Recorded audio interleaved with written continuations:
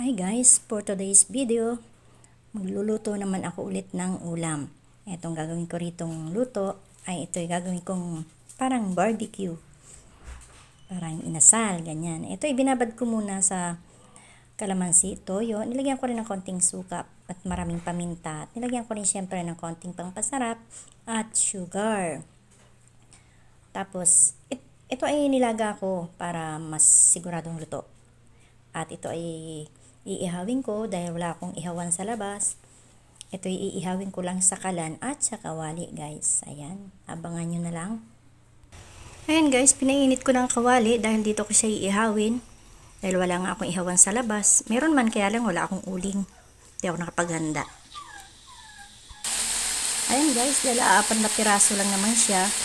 Nagkasya naman siya sa kawali. Kaya pinagsabay-sabay ko na lang dahil sayang din naman yung gas para sabay-sabay silang maluluto. At babalik-balik pa rin ko na lang. At ito ay ipapahid-pahid ko lang siya. Ito yung pinagbabaran. Ipapahid-pahid ko na lang siya. At pag minatira dyan, ay aking gigisahin sa sibuyas at bawang. Meron na ako nakahinda. Ito naman guys, ulam din yan.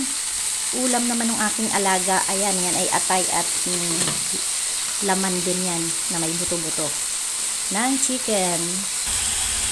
Ito guys, napakahina lang ng apoy yan. Pero ayan, medyo napabayaan ko ng konti. Umitim na agad. Kaya mas hininaan ko pa yung kanyang apoy. At ito, pahid-pahid lang. Naubusan kami ng ketchup guys. Hindi pala nakabili ang anak ko. Hindi ko na ibilin na wala na palang ketchup. Kaya ito, kung pinagbabaran ko siyang ipinapahid ko at napakalasa naman ito. Timplado yan. At ito naman ay malambot na dahil yan ay pinakuluan ko na sa may konting asin para mas malasa na siya.